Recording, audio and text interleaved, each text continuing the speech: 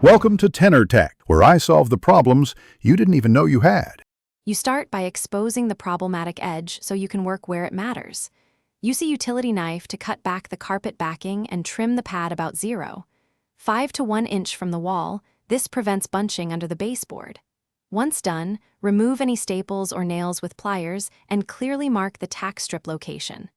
Make sure to lay out your tools, knee kicker, seam roller, and heavy-duty stapler, since having them within reach keeps the process fast and controlled. You now stabilize and retension the edge to eliminate ripples and gaps. Start with a knee kicker for small sections. Drive the carpet onto the tack strip with firm, measured pushes. For broader runs, switch to a power stretcher to avoid overstretching. Once taut, fasten the carpet to the tack strip or a prepared wood strip with staples every 2 to 3 inches.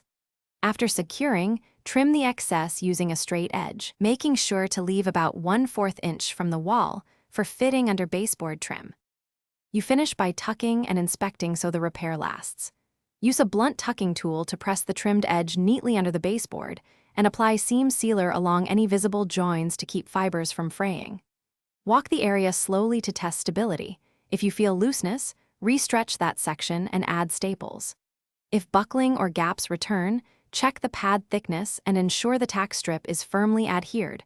Replace it if nails pull out. One key troubleshooting tip: change the pad if it's compressed or uneven.